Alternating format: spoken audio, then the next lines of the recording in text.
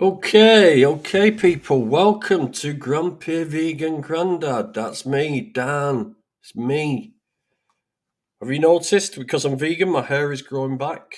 Yes, it's growing back, people. The hair is growing back because of the vegan diet. Yeah, because it's a diet. Veganism is a diet, and it makes things grow back.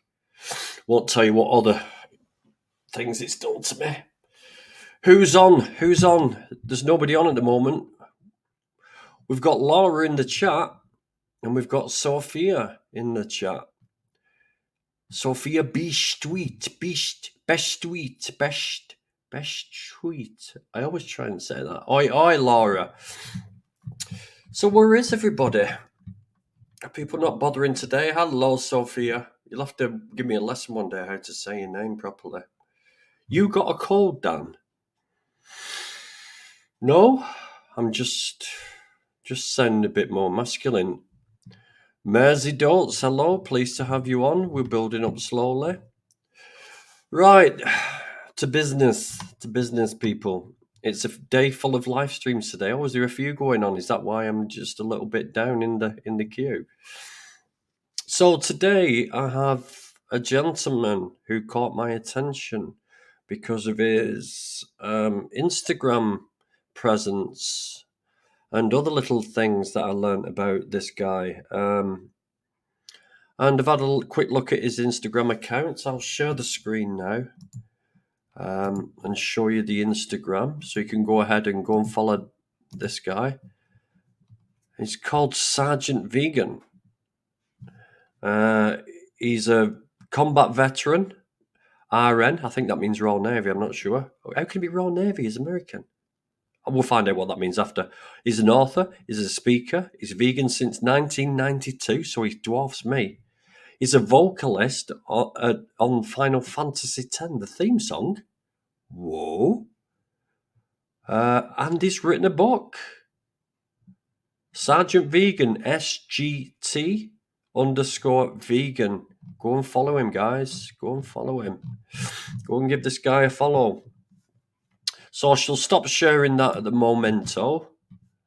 I saw he wrote a book, might be registered nurse. Yeah, could be. You could be right. It's not Royal Navy. That's so dumb of me. It's not even in the UK. You know what I mean? But anyway, enough of me because I'm just a boring guy who goes on and on and on. Let's bring on the real cream of the crop, the real vegan cream of the crop, and we've got Bill. Stand to attention for Sgt Vegan. Caught him in the act of taking a sip of his coffee. Hi, everyone. And Maisie's correct. That stands for registered nurse. Boom. We need you over here. Ours have gone on strike. Yeah, I would love to go on strike myself. I'm with them. Yeah, it's if you worked through the pandemic in a hospital setting, this is a lousy time to be in healthcare. I mean, it was an awful time during the pandemic, but now we're still seeing shortages because people keep leaving because they're just had enough of working in really poor conditions, and it doesn't really get better. There's just different degrees of bad days. Correct. And I think this is more about pay at the moment. I think they're after some more pay because everybody. Hello, Joanna Tech. Everybody was like singing the praises, but the government was telling everybody to applaud the NHS and look at what a good job we do. And then as soon as the pandemic's over, it's like, right, go on, carry on what you're doing. Carry on doing your 15-hour days for less than minimum wage. You know what I mean? So, yeah, not good. So anyway, all about you, sir. Bill Muir. That's Is that right. what you're saying? Bill Muir. Yep. You're an ex-combat veteran. Well, I wouldn't say an ex-combat veteran, just a combat vet. And just like anybody who served during the military, during the last, the global war on terror, anywhere from 9/11 to basically last year, probably was deployed multiple times. For me, one time to Afghanistan, one calendar year of my life in Afghanistan. I guess the only thing that makes it interesting is that I was vegan while I was in Afghanistan. Otherwise, Wow. So you were in. So what were you in? You were in the army. I was in the army. Yeah. So I Okay. guess to make, I guess my quick bio or something like that would be went vegan in 1992. Then I lived in Japan for about 8 years, which that's also a story, maybe for another day or today, depending on how interested people are about that.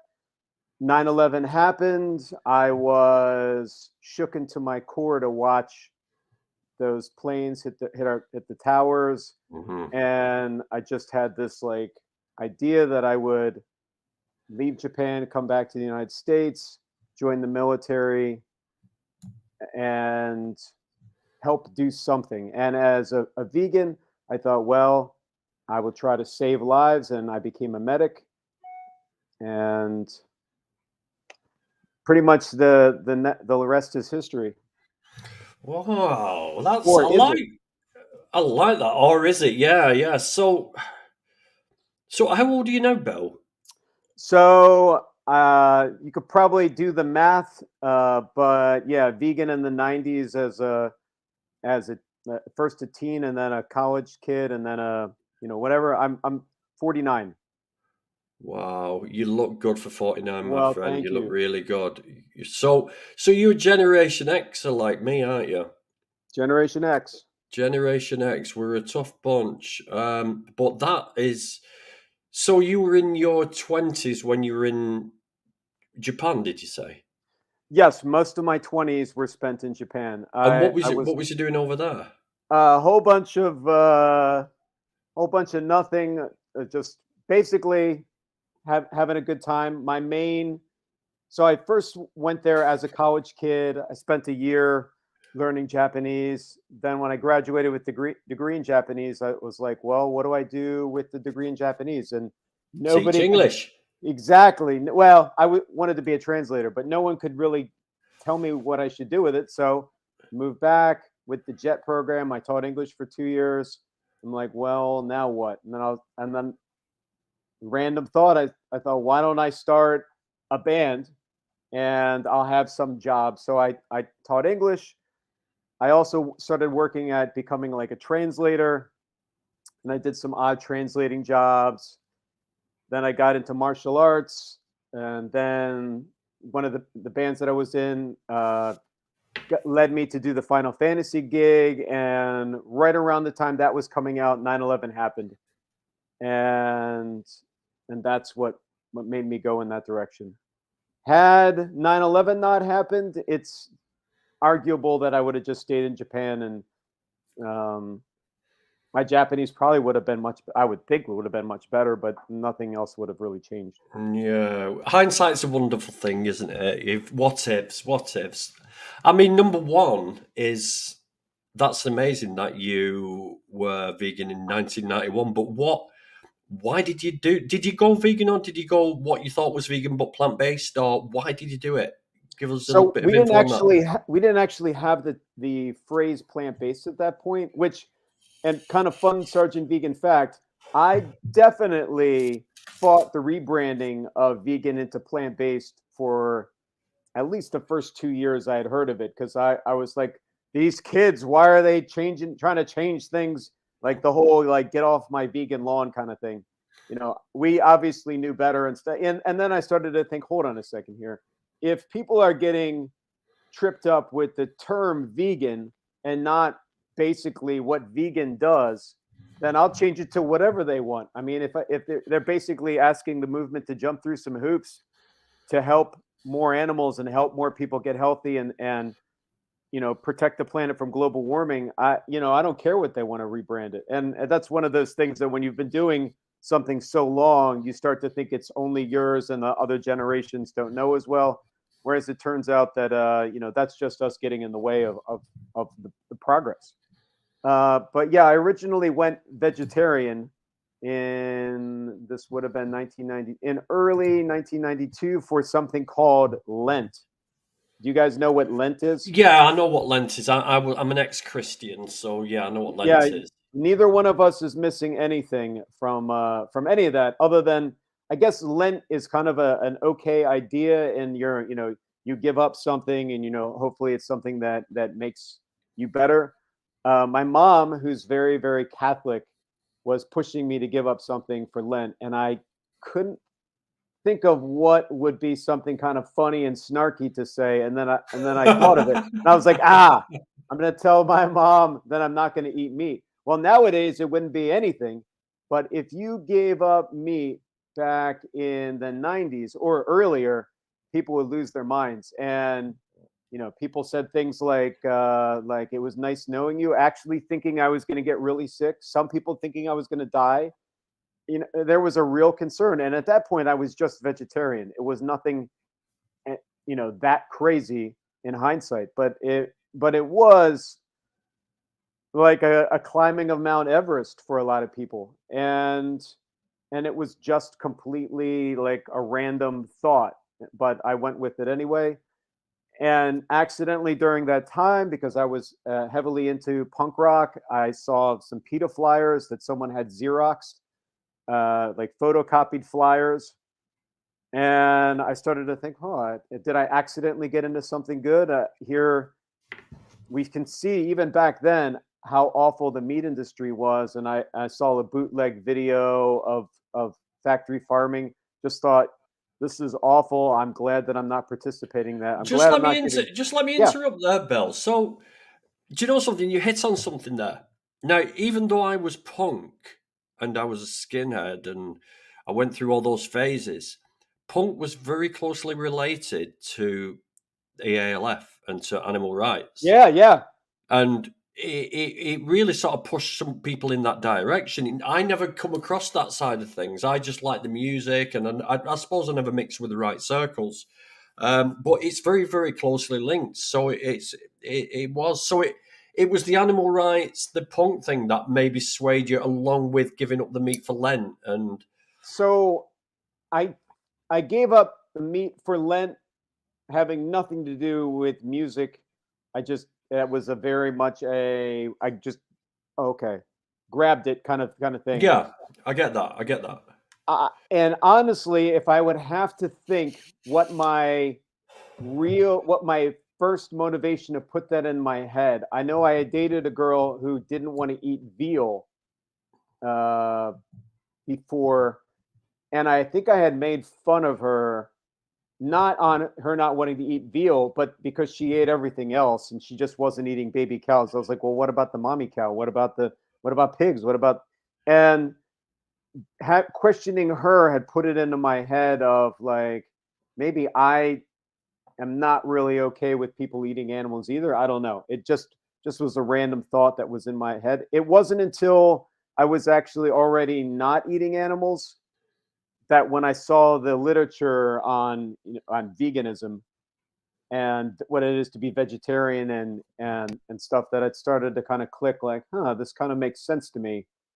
And kind of later down the line, that summer, so summer of '92, I got a hold of yet another pamphlet from PETA at yet another punk show about the dairy industry, and the idea started to kind of formulate in my head of like, how much animal suffering am I okay with? Am I okay with vegetarian is you're trying to do better, but you're still giving money to people who are hurting animals.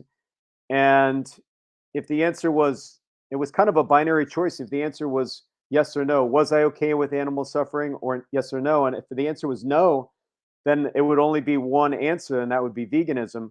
Now, obviously, in the '90s, with lack of vegan products and no awareness of it, and general scorn of it from most people who had heard of it, because it was just painted in a negative light in the media, I had an uphill battle with that.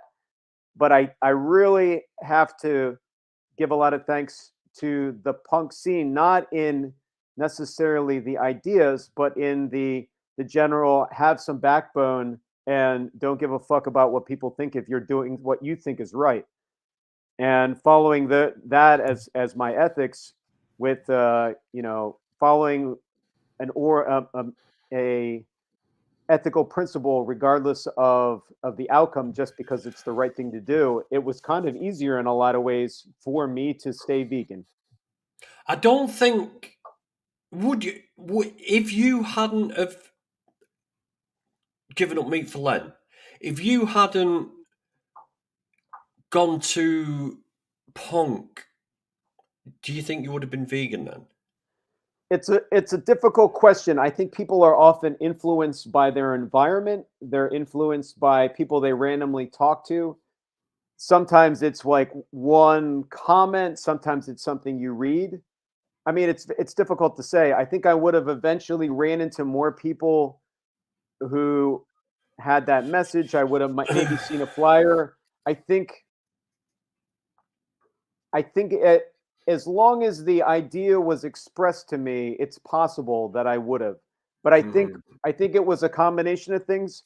I think the older people get, usually the kind of like the more closed-minded they are. Not always, but it's often that case. mm, I was exposed to these ideas at a very early age when I was trying to rebuild my psyche. I mean, in college, if you're doing nothing else but just interacting with new people, talking to people about ideas, reading stuff, mm. that's what you're doing. It was the right ideas at the right time, and I was in the right headspace for it. Yeah, I think that is a major thing as well as being in the right headspace. I mean, I remember it must have been early 2000s, and I was sat at a table of a friend getting married with two vegans, and me and my friend were just laughing at them. We were like, vegans, we were doing caveman jokes and all this stuff. But they never made any effort with me. They never made any effort to explain or ask me any questions or say anything to me. They just ignored us because we were being dicks. Yeah, I Um, could see both ways. So I interact with people, I mean, as most of us do on a daily basis, who, if the topic comes up, will be dicks. How much will I actually explain? How much will I actually, talk to them about it? It really just depends on you know, it, how well I think it will go over and is it worth my time? So maybe they just thought, hey, what a waste of time it would be talking to these guys and explaining mm, it to them. You know what? Just let it go. And sometimes it is better just to let it go. Say, hey, I'm just doing it for the animals. You do you. I'd have to disagree with you there, Bill. I think we should never give up, no matter how. Even, in fact, the bigger idiots they are, and the more they protest, the more chance you've got. I find personally, and you'll probably agree with me anyway, is the quiet ones that slip away without a word are the ones that you'll never change. Hmm. But while you've got them there, it's like the old. I mean, you're not behind the door. We always say the people who shout the loudest are the ones least likely to kick your ass in a fight. Because they give it all that, and and it's the quiet ones you have to be wary of. When you're walking out in the town and you want to be street smart, and it's the So yeah, it's a funny one for me. I find it hard when they're being total idiots, but also I've got to keep that in my mind is that if they're protesting, they must have a thought on it. I could see It's that. getting to them. I could see that. I'm around idiots a lot, so it all just depends on how I feel. And we're even working in healthcare. I work with as an RN, a registered nurse, working with other veterans.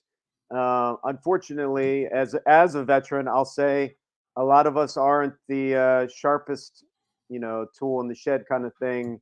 You know, and a lot of the reason why people are coming into the hospitals, they're in the bad place and the start usually drugs and alcohol and other. Mhm, So, explaining to someone while they're trying to sleep why they should be embracing a plant-based diet when they're, currently detoxing from meth or something like that might, mhm. there's but at the same point, one of my coworkers' excuses, a lot of them are overweight and not healthy. Working in healthcare, it's ridiculous, but in those cases, I just try to lead a good example.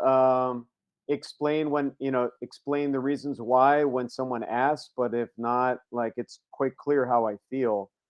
And there's exceptions. I'll often explain to someone if they don't ask. But those are people too I see every day, and in a lot of ways too. The reason why I've been able to be vegan for so long is is partly through the punk rock thing. I just don't care what people think about me.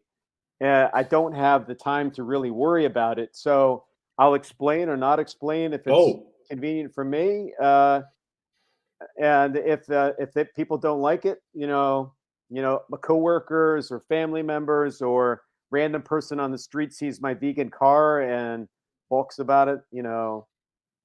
so I just wanted someone has just reminded me of what I wanted to ask you. Hmm. Um, I mean, I don't know whether I've mentioned it or whether we talk. You've seen any of my posts, but I suffer from ADHD, so sometimes I get distracted and just forget where Oh, I that's all am. right. So, Me too. you're quite happy to give me a slap.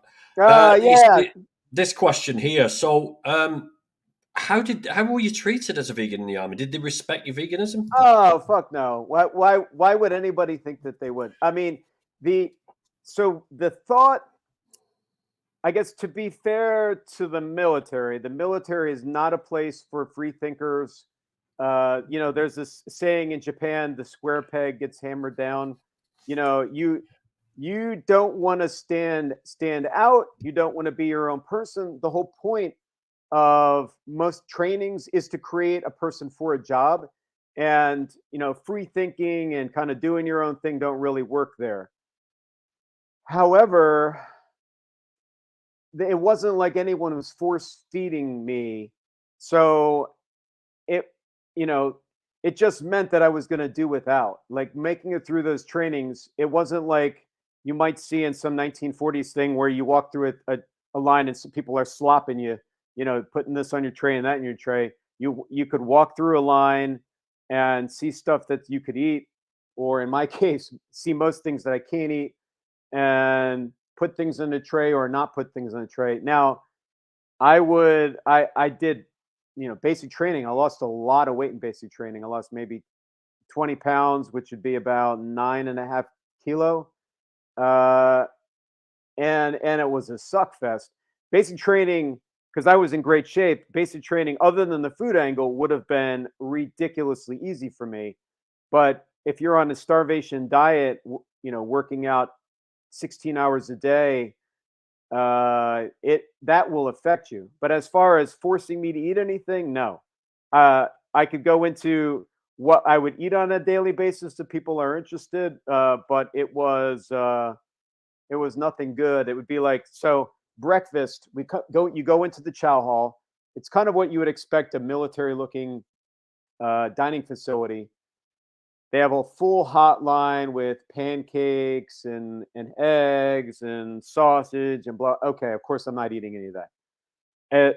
Now oatmeal in the military setting is usually vegan, but at that point it wasn't. So oatmeal was off the table too. So I would usually eat cornflakes or sugar cornflakes. Sorry, I can't hear you. It's me. I've turned my microphone off. What was wrong with oatmeal? So at that point they were putting either butter or milk in it. Ah, right, got you. Because So you couldn't.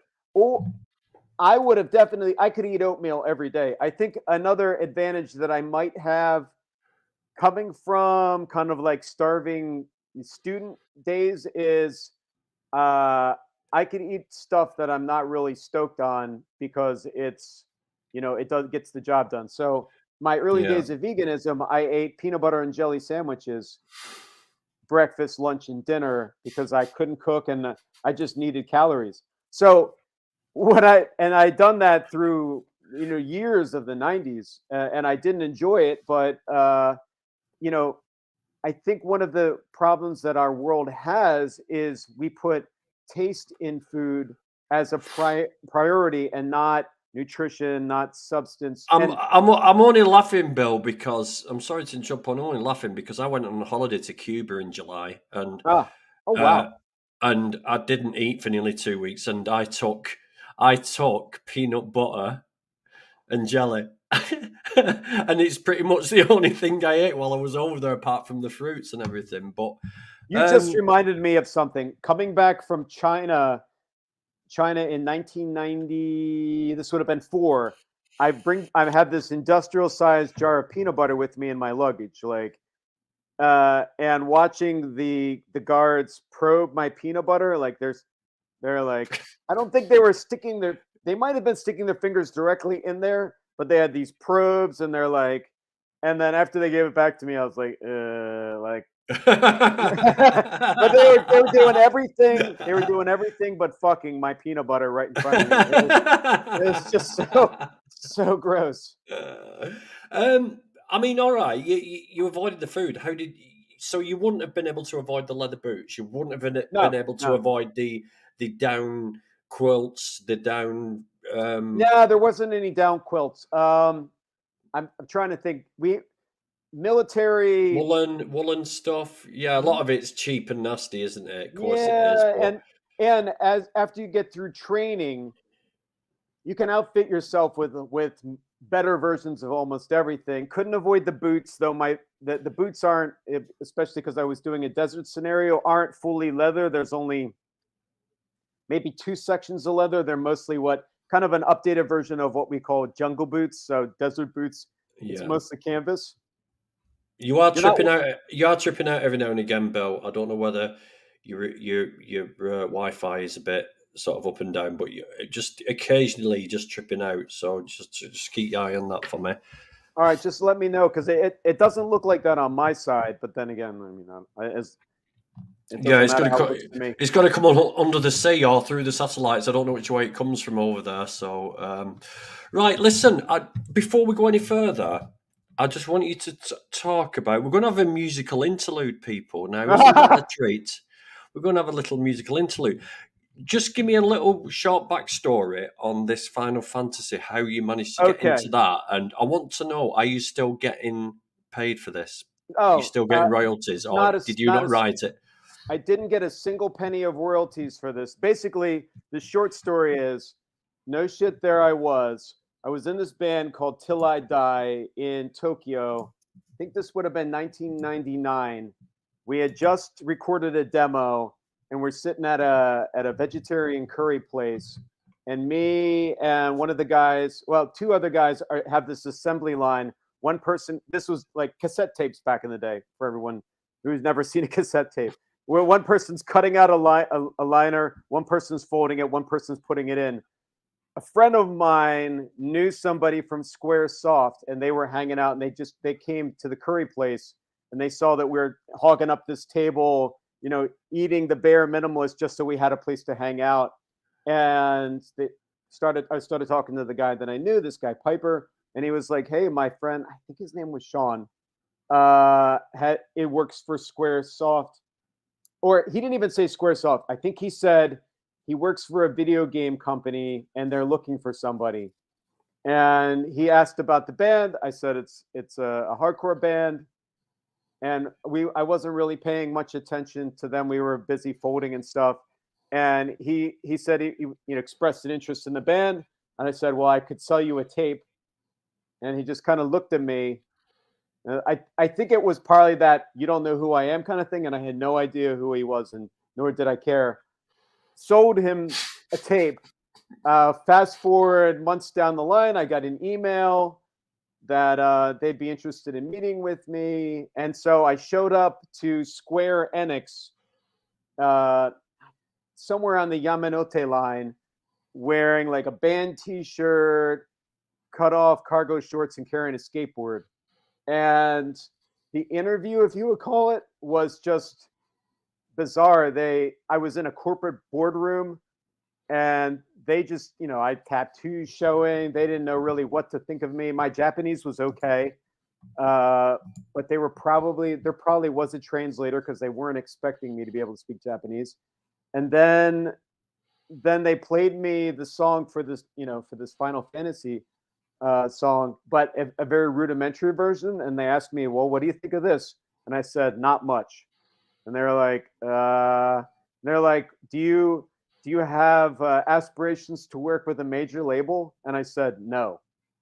And they're like, uh, just like, like they just couldn't really understand, because I'm coming from very punk. This was in the golden age of punk and hardcore in Japan and throughout parts of Europe and the States. So I was like DIY or die, but basically they started the song. They played it for me a couple times. Then they reworked it. Then we played it live in some practice studios, and I don't think they had ever really met anyone who was trying to go at this kind of music in the way that I was. And yeah, the fun Easter egg in this song, depending on the version, they said, okay, in this section, we just want you to randomly scream. And I scream, straight edge till I die, my lost cause. This is a lost cause, something like that, which made it in there because nobody knew what I was saying. Straight edge, I like it. Should we do it? Yeah. Should we play it? Let's do this.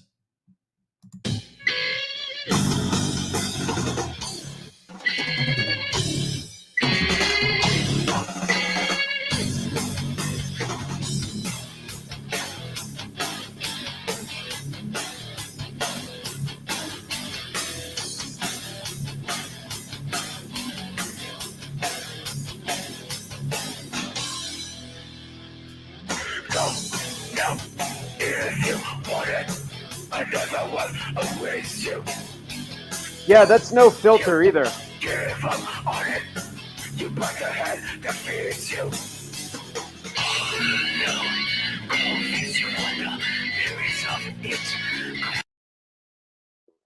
I've got to stop it there, otherwise I'll get copyrighted.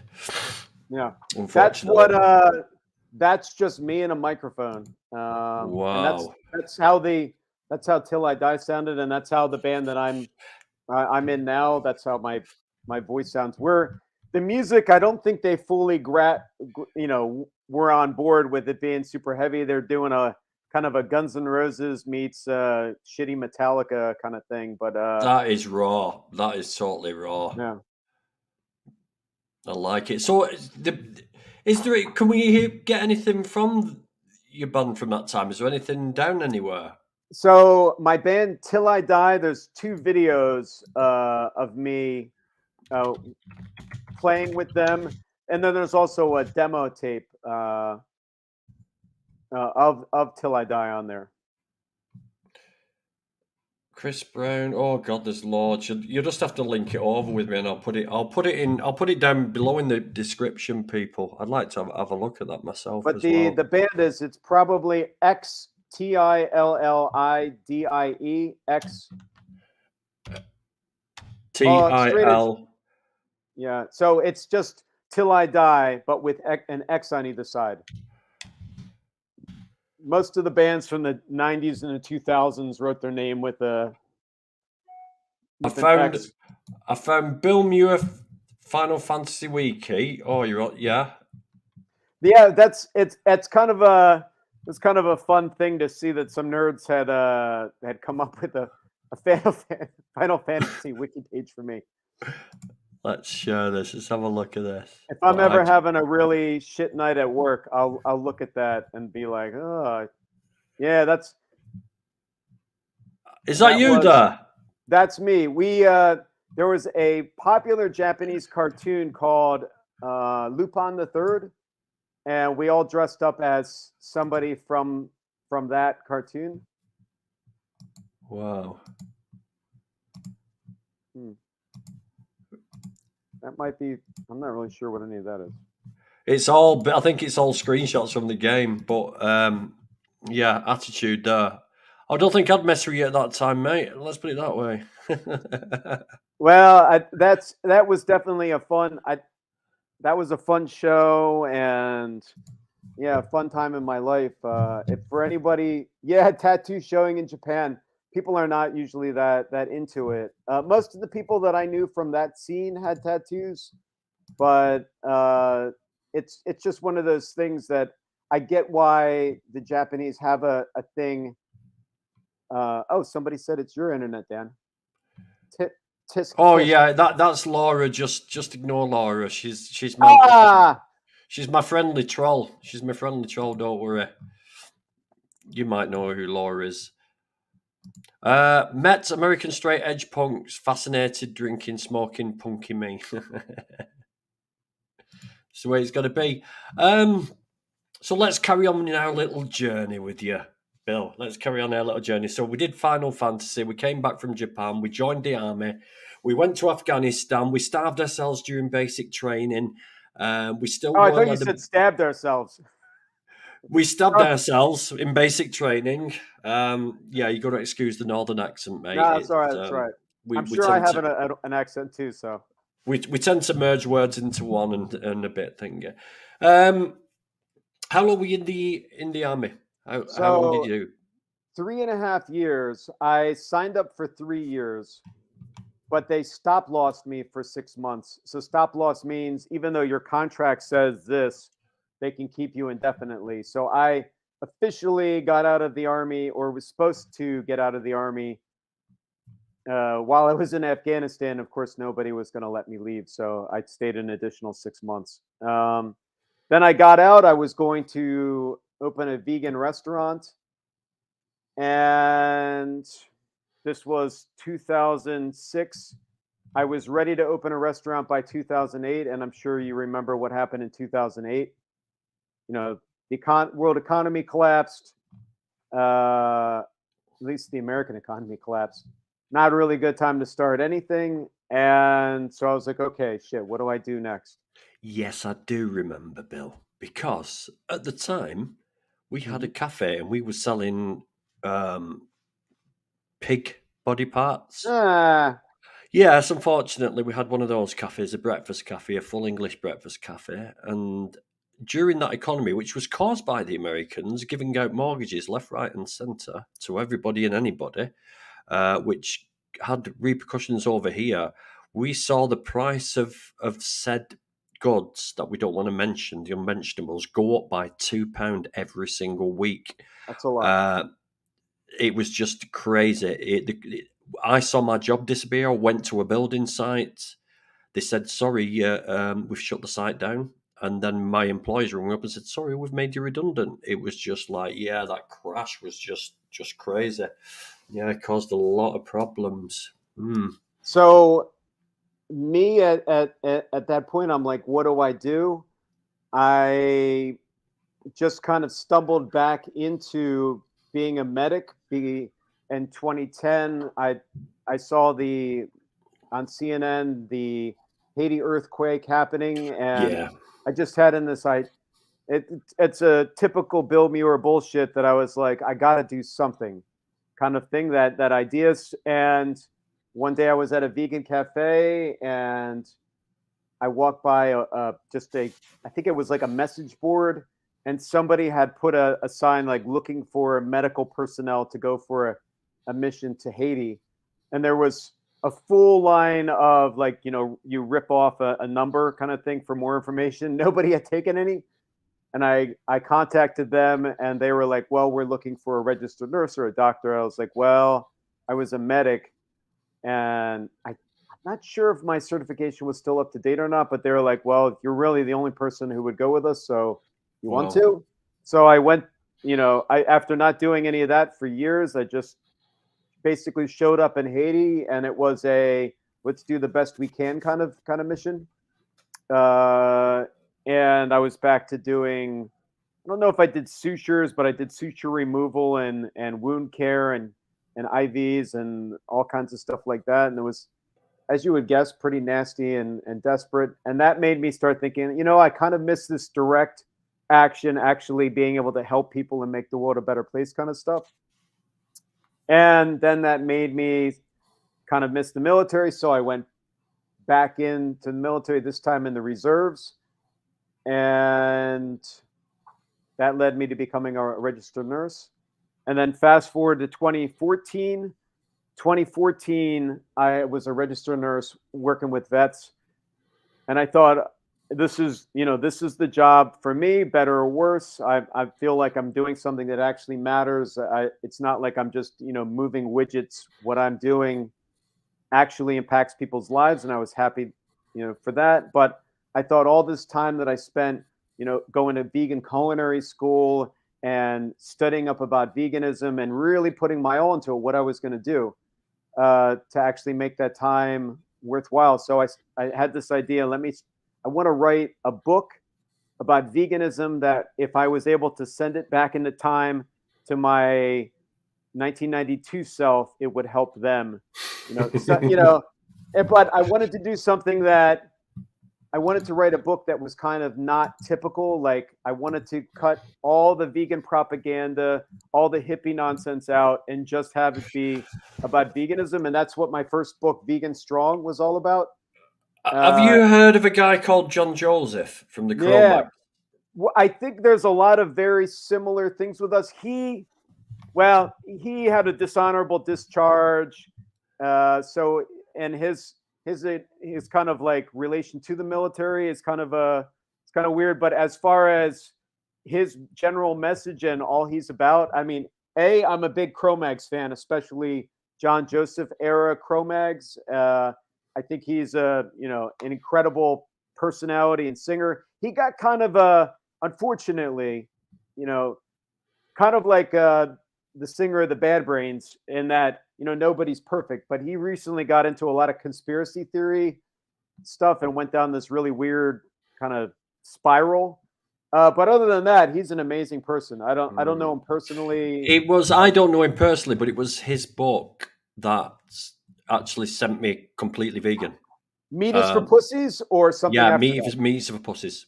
I love it. Yeah, actually, I was at his show. I think I picked up his book and I looked at it, and I think I said that's a badass title. I think I had been vegan for I can't remember when that came out, but I'd been vegan for at least 10 years at that point. And I was like, right on. And probably, I mean, I'm sure that just the general idea of his book went into Vegan Strong. I'm positive that was an influence. I mean, see, the thing is about John Joseph's book is, when we're talking about plant-based and vegan, it's not a vegan book really, is it? It's more of but what caught me and what caught my attention, because I went vegan for health, right? And I know people will be spitting at me and throwing things at the tomatoes at the screen right now when I say that, but at the time, that's what I thought I was doing, So I was doing it for health. I stopped all of it for health. And when I read John Joseph's book about how the pharmaceutical industry and the allopathic medicine system works, is putting it right instead of preventative medicine, and how Rockefeller sort of put all these people who had thousands of years of experience from the relatives on which plants did what and how to eat right and what to do, it made sense. And eventually I did become vegan for the animals, but it was that book, it was that explanation on health, and how he was like in his mid-50s and he was still doing Ironman triathlons and beating kids half his age and all this stuff. So yeah, it's not a vegan book per se, but we'll get onto that in a minute. What I want to do now is just show your book on here. And thank you. Yeah, no problem, because dead meat, the future of food is a killer. Now, Bill, is this a vegan book or is this a plant-based book? That book is vegan as fuck. That's not. Yeah, that book is easy, not the Tiger. one. Easy now. That's not the book we're talking about. The book we were talking about is Vegan Strong. So, right, let me find that. We could talk about vegan or dead meat first, though, and then tell me about dead meat. We'll kind of go backwards, or we could go the other way. We could do Vegan Strong first. You know what? Let's do Vegan Strong first. We'll go through the 3 books real quick. I want a percentage for all this advertisement. You got it. Vegan Strong, the ultimate field manual for kick-ass plant. Is that? That's it. Right, let me whiz that up. Let me take this off. It's a bit of a faff, this, actually. I've got to go off it and then come back on it. Let's have a look. Dead meat, the ultimate field. Right, okay, there we go. So, yeah, this is the one, people. There's a reason why we're going to talk about these 3 books in order. So, Vegan Strong, basically, I wanted to put all the ideas the concept of being veganism, but take out the hippie propaganda. I wrote it like an army field manual, and I thought, you know what? Nothing less hippie.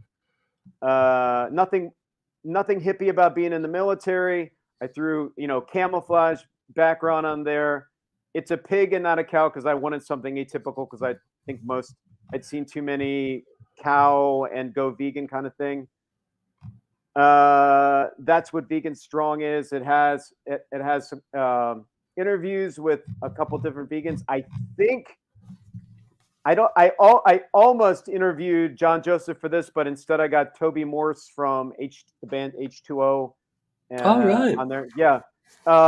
And fun Sergeant Vegan fact, while I was writing this, I contacted Ian Mackay from Minor Threat and Fugazi, who's, I would say, the closest to a role model that I've ever had in my life.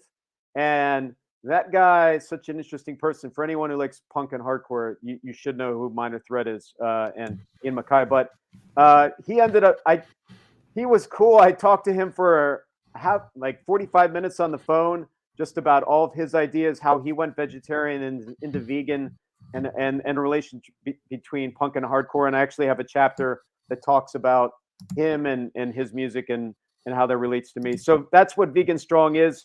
Definitely meant to try to be a something different in the vegan conversation. Would you say that this book, because at the moment I've got a problem with men, right? Okay. I don't mean like that. I haven't got a problem with men. I've got a wife and she's enough for me, so I haven't got a problem that way with men. My problem with men is that Right. there's not enough of us that go around saying we are vegan and we're fighting for the animals. And I think this book is the sort of thing that maybe we can use to entice men into the movement, because we're outnumbered 3-4 to 1 by women.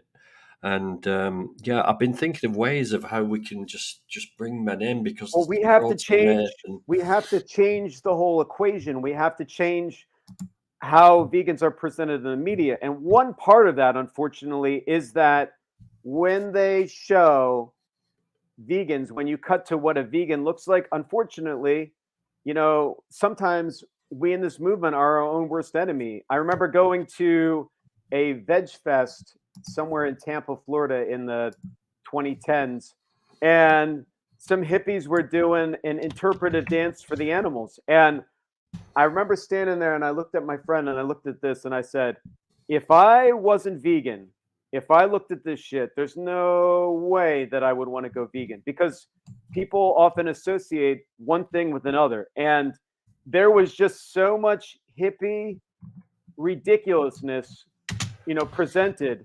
And it was by vegans, it was by them. So I think we have to think about what is popular or what sells or what works in our societies, and tailor our message for something that's actually going to work. The old meat is murder hand jam sign from the Smiths. Do I love the Smiths? Yes. Morrissey and his music, awesome. However, I is that going to get people in 2022? I don't think so. Not the same way that might have our generation. I've just googled vegan people, right, All on right. images, and it's not looking too bad now. Yeah, that's Tory Washington, the top one, Top left, and top left. Yeah. Mike Tyson's there, although he's not vegan anymore. He did double in plant based, and it's not brilliant. It's not it's not the best, but earliest vegans, the Independent. That's interesting. What they're saying. Let's stop that. So I mean, it did have an image problem. I think it did have an image problem, but I think that image is slowly transitioning now, Yeah.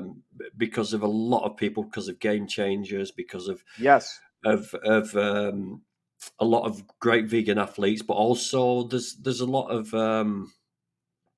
vegan activists, like myself, who are just normal working class people who are vegan, who do normal things. I drive trucks, but then I'll go and creep around a farm at night and expose the shitty conditions that Nice. they're in.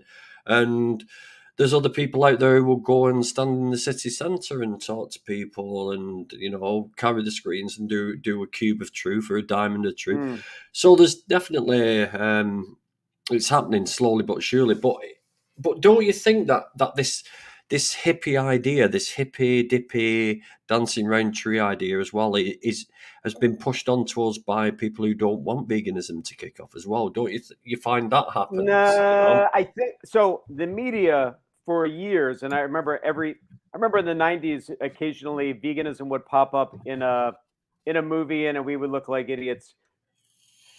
And of course, the media is slowly coming around, but for the longest time, yeah, we were just the butt of jokes and stuff like that. But while the media would love to paint us like that, I I think we should look inward and realize that for the longest time we were doing a lot of the biggest damage to the movement ourselves. Because there's this saying in the military that we say, uh, perception is reality. If something looks like it sucks, then people are just going to assume that it sucks. And some tie dye t-shirt, skinny, weak dude with long ratty hair is not going to sell that. Now maybe in the '60s, I'm sure short hair and having a pro military whatever, I would have been like not cool in the '60s. And I get it. I Some of the best music was anti-war, and I probably would have been into that. Where would I have been in the '60s? Well, I probably would have been anti-war too. But an image sells. People buy into an image. People have bought into the bullshit of eating meat and dairy Yeah, because of an yeah. image. Yeah, I mean, I was thinking about that as you was talking. Then I got some images in my head, and Hitler was very Hitler was very good at creating an image. The red and black. They thought very carefully about the swastika. They had Hugo Boss design the uniforms. It was and yeah, of course, if you want a big movement, you've really got to think about it. The Black Panthers. The equal rights people in America, they had a uniform, they had an image, they had this menacing image which they wanted to do. And you're right, of course it is that it's an image, but how do you balance an image of peace with an image of, it's like, it's a funny one, isn't it, with veganism, because we're trying to promote peace, we're trying to promote but we're also we can be very disruptive. We're a very disruptive movement as well. We can be very violent, and I don't mean violent to people, but violent in the way we work. Like we've had the people throwing the milk down and throwing like paint over the walls of Downing Street and all that stuff, and. Yeah, you've got Tash Peterson running across and disrupting, people running into restaurants and shouting and all this stuff, and it's very, everybody's trying to Yeah. do their own thing, and it's very hard to sort of say, well, no, we shouldn't be doing that. But image, yeah, I agree. I agree. The image thing is important, and I don't think men are going to be brought into this way of thinking, into a vegan way of thinking, if the image is of someone who's not strong, who's weak, who's pale, who's pasty, and we got to be. I mean, see, the thing is, what we have in common. We were talking about it earlier, Bill. Was we're Generation X, right? We Mm. we were born in a time when we weren't politically correct. We weren't. There was racism, there was homophobia. When I said there is now, but Oh it yeah. was accepted then. We could go and tell N-word jokes in pubs and people would laugh. We could tell homosexual jokes in pubs and people would laugh. And it was accepted behavior. It was even accepted on TV. I've completely forgot where I was going with this, but But yeah, times change, and I'm glad yeah, that they yeah, have. they And have, yeah, they have changed. But see, the thing is we've got to be careful about the image to bring people in, and oh, completely agree. The only thing I would say, there's a movement in America, the woke movement, which is basically about accepting the inequality, understanding that the equality that's in the system is baked in there and marginalizes people. Then there's an anti-woke movement, which is against all that. I hope you guys don't. Well, I don't know if you guys are seeing that over there. We're seeing that here. My thing with it is I don't like people being canceled kind of willy-nilly just for nothing. And having to worry about every single word they say. At the same point, the reason why that the woke movement exists is because there is a lot of bullshit people shouldn't be saying. You shouldn't be racist or homophobic, saying like awful shit to people and making their lives that's Yeah, but and I'm glad we've shined the light on. At the same point, if someone said something dumb 30 years ago, should they be canceled as a result of it? I mean, probably not. Depends on what it is, though. Maybe. somebody made the comparison about this about the there's woke and there's woke, right? There's reasonable woke people, and then there's the people who've gone way too far, who you can't say anything. Yeah, you can't say anything, and someone compared it to the Nazis because in Nazi Germany, you couldn't say anything there either.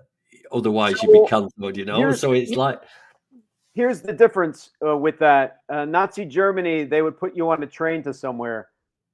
Nobody who's woke is trying to put anybody in any trains. They're just saying like, it might be the absolute worst that movement does is be annoying. Nobody's trying to hurt anybody over it. They're just trying to say, hey, stop being homophobic, stop being racist. yeah, I agree. Don't I fat, agree. don't fat shame people. I don't think at worst it's annoying. They're just trying to make the world a better place. Mm. And our generation, we're not going to agree with everything that everyone says. Like I agree with most of what the Me Too movement says, obviously because women have it rough, and not getting paid the same to do the same amount of work is bullshit, and that should not be. Like veganism. I agree with veganism trying to make the world a better place, and it should get along with other movements because in the end, we're just all moving to make the world a better place, right?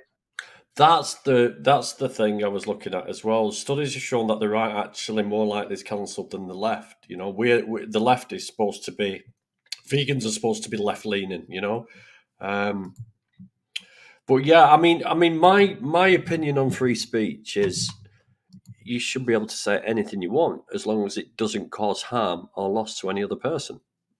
And harm or loss means it covers everything. It's same as the common law in the Great Britain. Mm. Common law is you can't cause harm or loss to anybody. That means loss of life, hurt, steal, rob. So as long as they're not advocating, I mean, this big guy who's been cancelled off Twitter and all this stuff, and he's a young fella. I've forgotten what his name is, but my son said to me, "Why has he been cancelled off the internet? Dad? Why can't he talk?" And I said, because he's advocating for you to treat women like you should be able to dominate them, and that's advocating for people. And he said, well, can't he just say what he wants? I said, well, that's fine, but what if somebody did that to a girlfriend of yours? He'd beat them up in the street, and you say, well, there's nothing you can say about it because you agree with him. You say it's fine Oh, to Andrew beat, Tate. Andrew Tate, that's the guy. So should he be able to say these things? Should he be able to advocate for violence against women and this and that? Or So people? it's interesting. Someone brings up Elon Musk. I was slightly a fan of his with what he's done with Tesla and making, driving an electric car sexy. I think it's an amazing thing for the planet. I I think Elon is not a genius in any regard, and I think he's made a big mistake taking over Twitter. I think it's going to end up. I mean, like we see, it costing him billions of dollars, and I think he's going to fuck it all up. And some of the people that he's trying to make Twitter safe for, like unfortunately, my country's former president Donald Trump.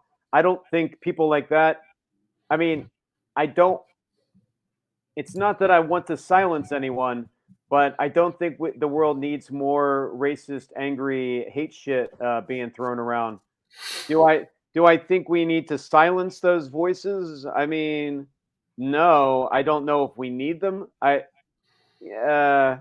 Everyone is welcome to their own opinion. I mean, obviously, I'm kind of on the progressive spectrum. Not, I'm kind of more middle progressive. So I say like everyone should have a go. Should be able to say what they want. Should you be able to yell fire in a crowded theater? No. I mean, and with my country, we have, in my feeling, too much freedom that's hurting people. I.e., we're allowed to carry these automatic weapon, semi-automatic, but they might as well be automatic weapons. And I think that we've just shown in my country time and time again that that kind of freedom ends up being freedom to hurt people, and it sucks. But that's just one vegan's opinion. Yeah, but I mean, I'm the same. Since I've opened up, I think about everything now, and I think everybody should think about anything that's put to them. I've been looking at this. The first thing I thought about was these toys. They shouldn't have toys for girls and toys for boys. And I thought to myself, why can't they have a Barbie doll and a pram for the girls and Meccano sets and things? But then when you start thinking about it, these girls out there who would make amazing mechanics, amazing engineers, but they've never had this kit in front of them to sort of get into it, and vice versa. You don't get male childminders, you don't get many male teachers in the profession. And then I thought about the gender thing, the misgendering people. I thought, what's up with these people? Who cares if you get misgendered? And then I thought back to me being a kid in the 70s, and it was long hair. Everybody had long hair. I had long blonde hair. I was this 7-year-old kid with long blonde hair. And every time we went into a restaurant or a cafe, the waitress would come over, or the waiter, and say, "And what does the young girl want?" And I go, "I am not a fucking girl. I'm a boy." And I would just get so annoyed at the fact that they've called me a girl when I'm a boy. And I thought, I get it now.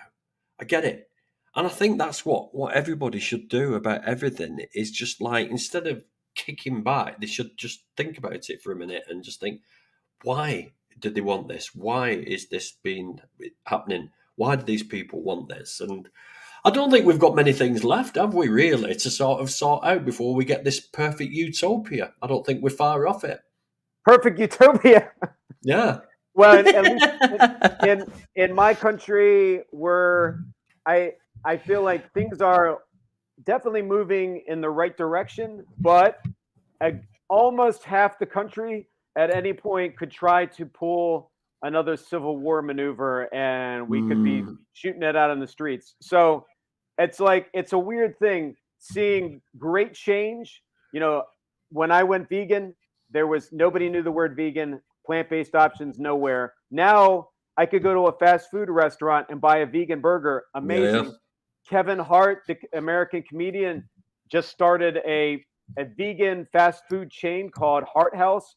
Last night, driving to the San Diego area, I got a vegan milkshake, vegan chicken nuggets, and a burger there. I mean, ridiculously amazing. Yeah. I know your country for a while was leading the world. It probably still is, but now this kind of thing is like, not everywhere, but it's becoming widespread. At the same point, unfortunately, because of the internet, not only good ideas have been spread, but shit ideas. And it's easier for racists and bad people to find each other too, just like it's easier for vegans to find each other. So, I guess it's Of course it is. Yeah. I yeah, mean, yeah, I see what you're saying with that. I mean, the internet has always been a blessing and a bit of a.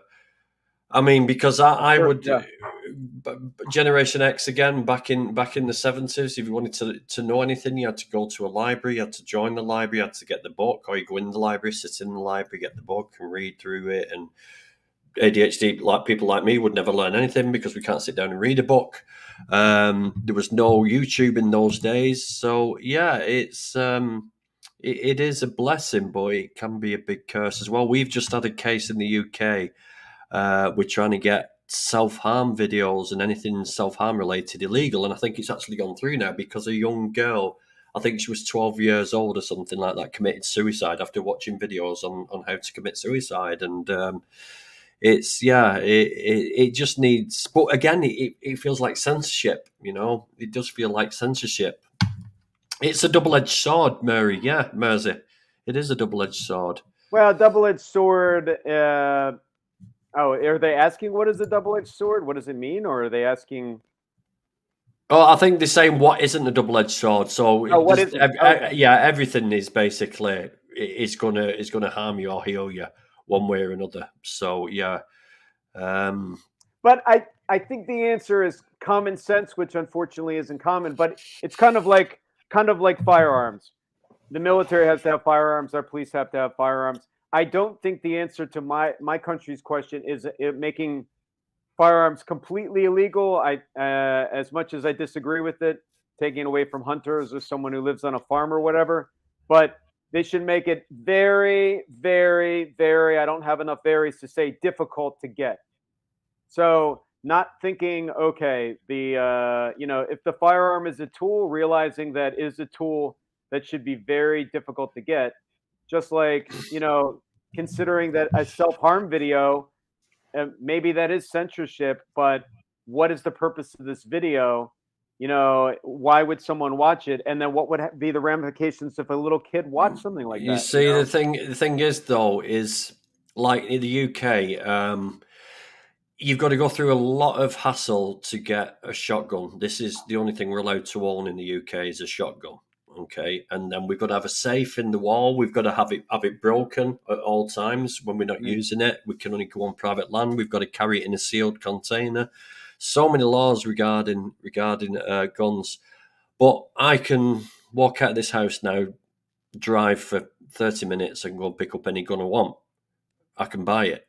And this is in a country where all firearms are banned, even handguns, everything. All firearms are banned in this country, you know. But I can go out and buy a firearm. So you ain't ever going to Illegally, get rid you're of them. talking about, right? Illegally, definitely illegally, yeah. They're banned. No, you're not allowed to own a gun. You're not even a starting pistol now. You can go to prison for 7 years because it can be adapted. You can Mm. reboard the barrel, or you can do all sorts. There's a big industry in replicas coming over from China, and they're actually adapting them to fire. I believe it. It's big business. It's big business. So what I'm trying to say is that even though, yeah, in the US you're sort of overrun with guns, you're not going to stop them. You won't ever stop them. Well, I So don't think the answer is stopping it. I think the answer should be making it more difficult definitely, for assholes to do bad things. Like a lot of our recent mass shootings, you can't stop a one-off, just some random person no, doing something bad, but we should at least make it harder.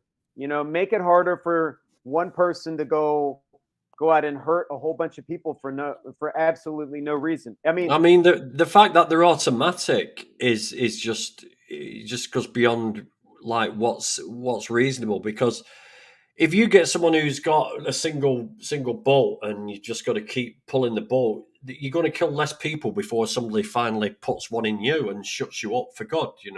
yeah. But with an automatic, you can just literally Well, to spray be and to use proper terminology, they're using semi-automatic, but semi-automatic means you pull the trigger for one shot versus automatic. You hold on the trigger and it keeps firing.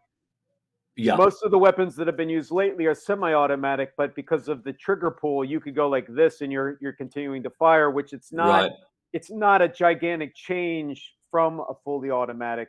I mean, guns, I love shooting guns. I obviously, as people would guess, and being in the military with my background, like I was literally trained to shoot people. So that's part of my training. I enjoy shooting guns. However, I realize that it is one of the currently biggest problems that we have in our country, and I choose not to own a working firearm, and I choose not to be a part of that. And I don't see big picture wise any good coming of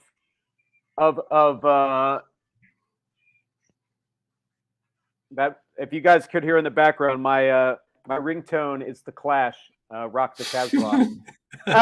Rock the Casbah. Yeah, look, you've got Yeah, taste. You've got taste. big Clash fan. Yeah, yeah. It's a really contentious issue. It's a very divisive issue, and you can certainly sort of become president if you say the right things in those circles. You know. It's a weird thing too because I don't think the answer should be playing. Should be pandering to any of the extremes of the extreme left or the extreme right. Like, I think the answer should be making it harder to be an asshole, making it better for most people. And as a vegan, I would think making a better world, which would be if more people ate plant based, more people would be more people would be healthy. The world we would have less climate change. This is better for everybody. So as far as branding, though, I think we should, now that the movement has become more inclusive, now there's vegans from every walk of life that are helping to push our agenda and make it look more accessible. And I guess really thinking about marketing and how you talk about these things, you know, if you think that sex sells, having something unsexy, is not going to do veganism any favor. So having, athletes and people like that talk about veganism and celebrities. I can't. When Miley Cyrus was vegan as one of the bigger stars, pop stars, I thought this is awesome. Like, as a joke, when I gave talks at VegFest, I would ask people if they could guess who my favorite vegan performer was, and I would say Miley Cyrus. Now, I don't give a fuck about Miley Cyrus. I don't now. I didn't then. But just the fact that she was helping to spread veganism, I thought was great. Now that she's not, well, I mean, whatever. I get it. So, what's your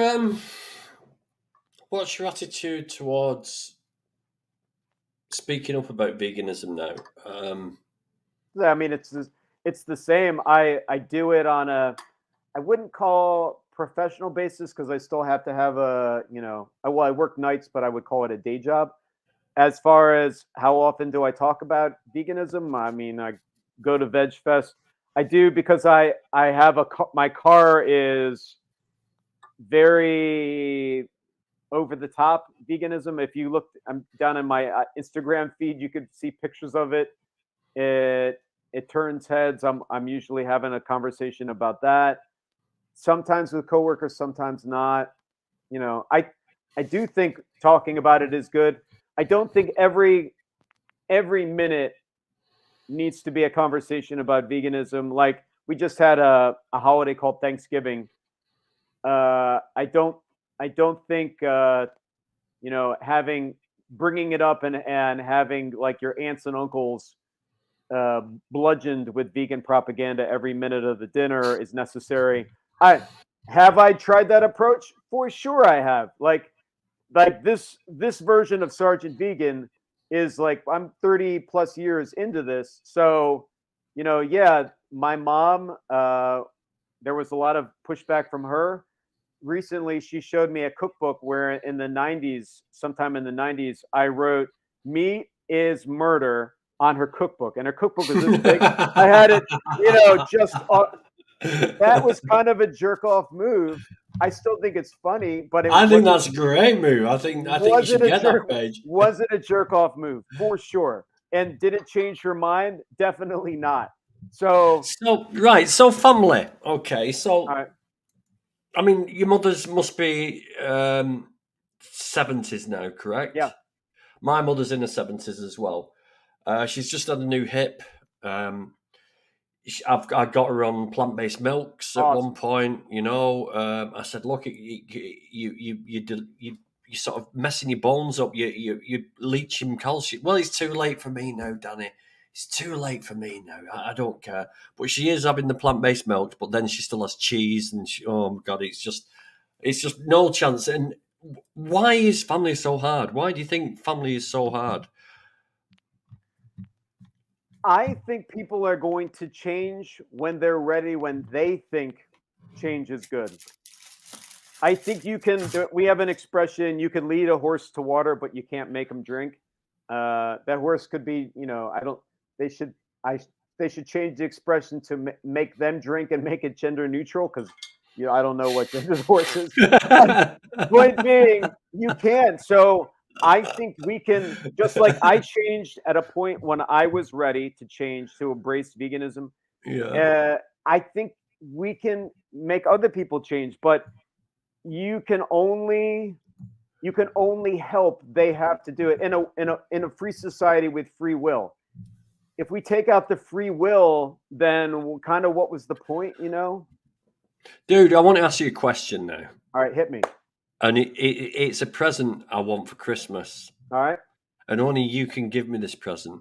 Satan. No, don't Oh. worry. I've already sold my soul to Satan a long time ago. Long time ago. I want that page out your book where you wrote "Meat is Murder." I want you to send it to me. I want to put it in a frame. I will take a picture of it. Okay, I'll accept a picture then. I'll accept a picture of it.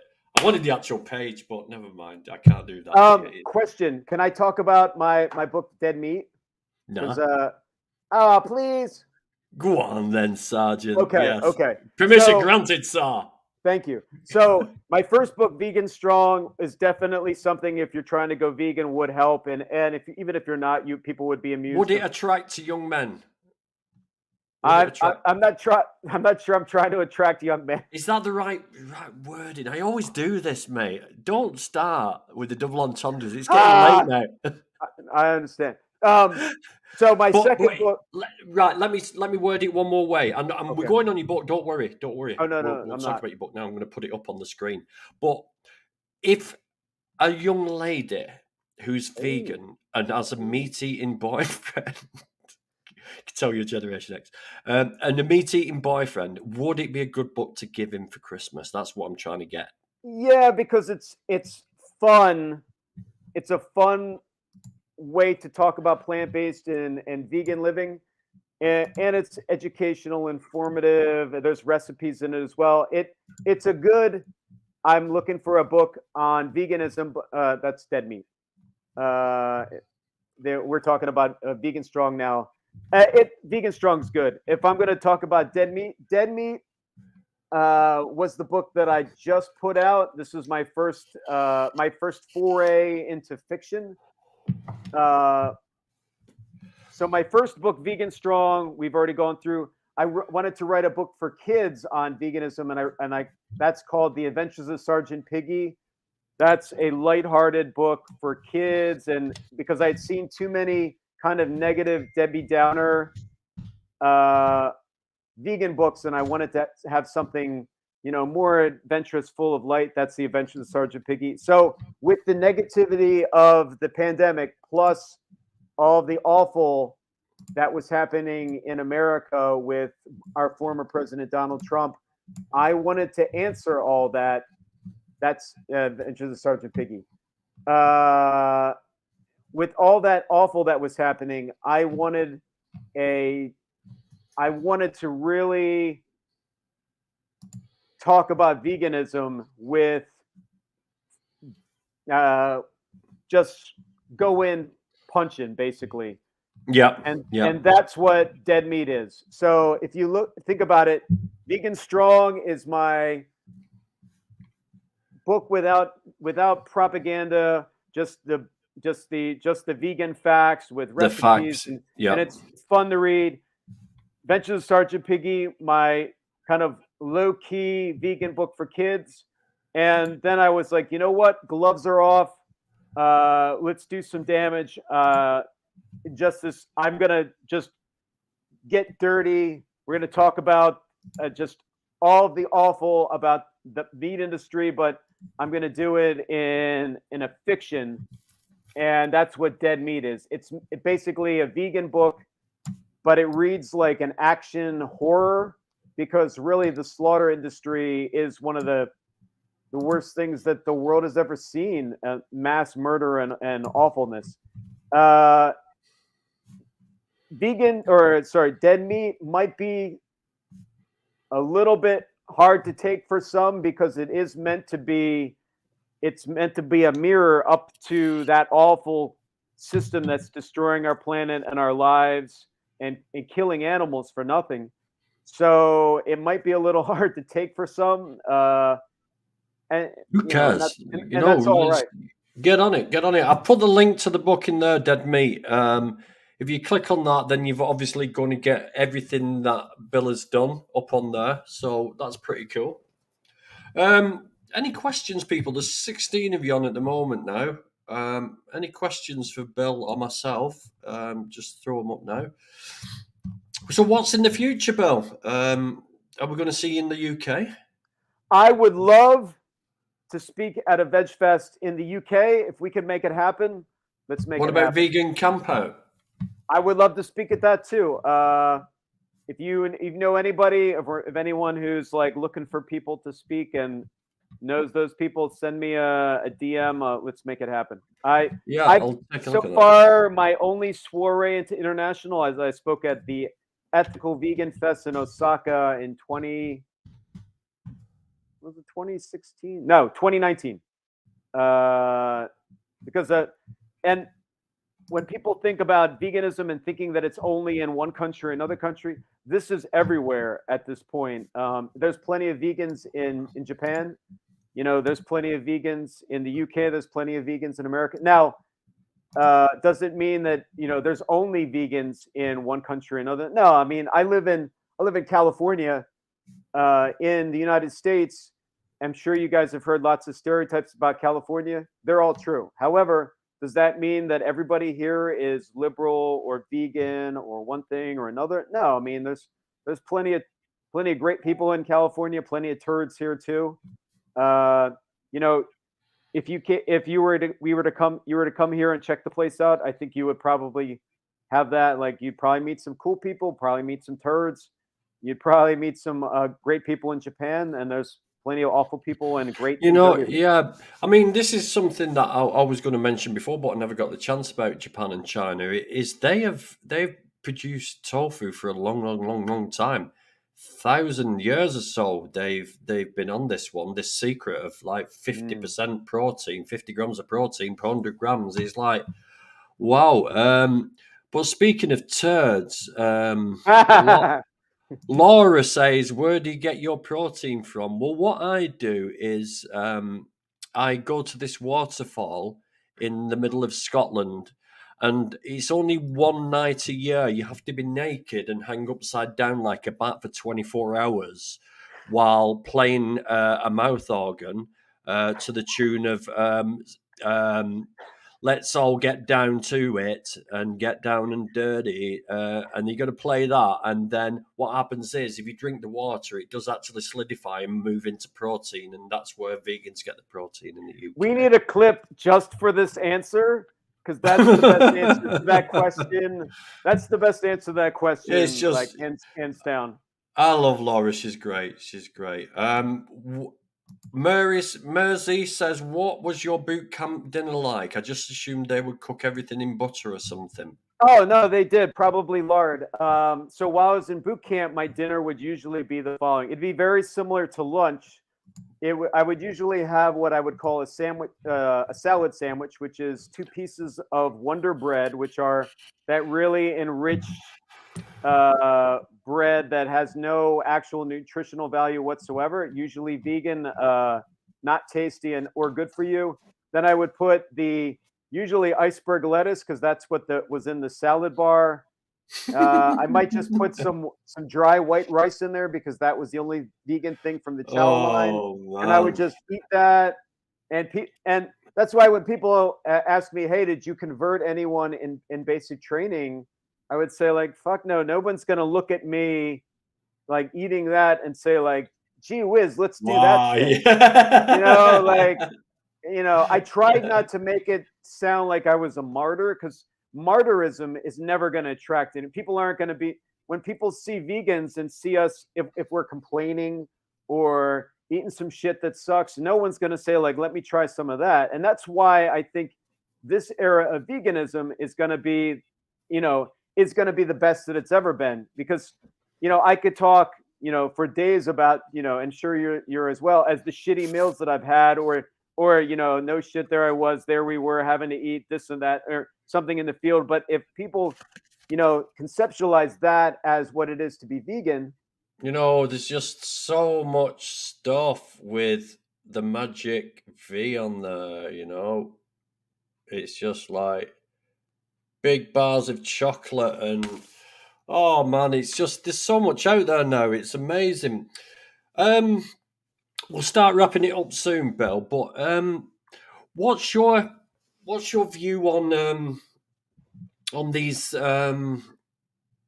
vegans that want to, how can I put it without offending anybody? It's a very hard one. These vegans who seem to think that the only way is smash everybody with the animal rights, tell them exactly how it is, don't ever speak about health, don't ever speak about environment, don't ever use any way in, only the animals. What's your view on that? Because I've got a So particular view on it. So let's hear one of yours, mate. my one of my favorite bands is a metal band called Hatebreed, and Hatebreed has a song called "Not One Truth." And in the song, they say there's not one truth. Cast into stone, only lies cast into flame.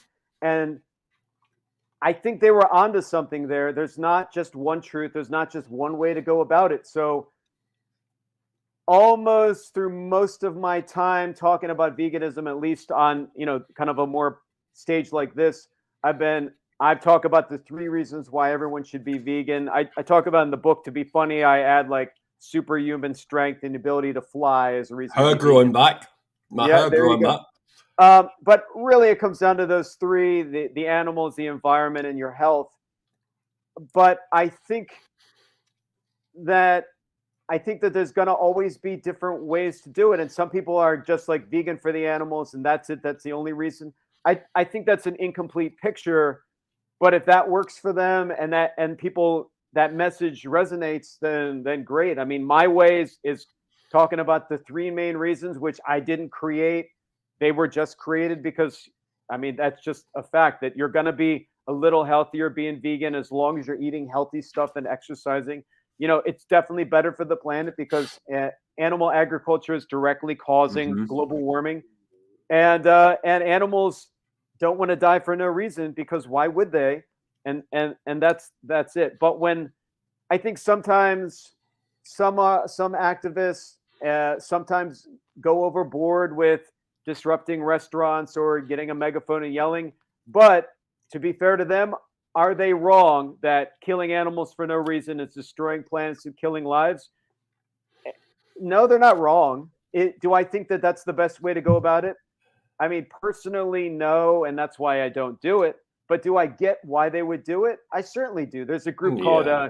DXC that's popular here. I don't know if they made it over Yeah, there. we have got a group over here. And Um, they, I, I had just met some of them because I live in Los Angeles. And they were like, "Hey, we're going to come do a demo in front of a Whole Foods." I thought it meant we're going to give out flyers and tell people, "Hey, when you go inside, don't be buying something that should be in a coffin and then buy it and then eat it." Instead, they were going to go in and bother some people in Whole Foods. Personally, I found that to be unnecessary. And they were like, "Are you scared?" I was like, I mean, if you mm, told me that we were going to go fight some people, I would be okay with it. But you're going to tell me that we're going to go just disrupt some yuppies? I don't. It's not that I'm afraid of it. It's that I'm afraid that it makes us look like idiots. mm. So, but does it work? Very occasionally, someone will say, "Hey, because someone screamed in my face, it's resonated." I mean, I don't think it really helps. I think that kind of activism usually is more just sexy. Like, they're like showing off. They're saying, "Hey, look at me, look what I'm doing." It gets clicks. I guess the main thing I have to say is I don't know everything. If it sometimes it works, usually it probably doesn't. But whatever works, like, people are going to see me as a approaching middle age white male. As they would rather be seeing a Gen Zer, someone of color, a female. You know, hey, I get it. So for those people that are looking for that, I think there's not just one truth. There's not just one way of doing it. And everybody is doing their best, I think we're going to get closer to the mark. If that's for me, just telling them I'm not in. But you see, the thing is as well, it is we cannot measure who is turning the most people vegan. One day, is that bugging you now? Is that not just going to bug you till it stops? Or is It it stopped stopped. now?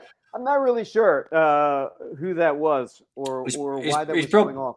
it's probably someone who's seen you on the live and saying, hey, are you on a live somewhere now? But yeah, until we get a measurement, some sort of real measurement on, okay, this has turned this many people vegan, this has turned this many people vegan. A good friend of mine, Joey Carbstrong, he said he gets people saying to him, you travel around on a jet. You go to Australia, you go to here, you go to Europe, you go to here. He says, yeah, but you look at how many people that I've turned vegan with my activism. He says that offsets that carbon footprint by 1,000,000 times. Do you know? Um, so it's And yeah. and I don't think the answer when people are like, "Oh, you're vegan, you should I should not drive because that might, the petroleum and there might have been an animal product in there." No, no, no, no, no. Veganism is not an attempt to be perfect. Veganism is an attempt to do better and to make a better world. And I think we should see that making a better world as a by any means necessary thing, and that will include jets. That will include if you believe that it Oh helps man, I'm yelling done at with it. people. Now, do I think that helps? Personally, no. But if I thought that fist fighting random people or yelling at them would help, I'd be the first in line. Let's do this shit. I just don't think it works. Yeah, I yeah. don't think the hand jammed meat is murder sign. By hand jammed, I mean I've seen this in so many kind of protests. Someone just holding up the same slogans. I don't think it works. If it did, I mean, it worked. It might have worked with different Have you generations. seen the don'twatch.org crew?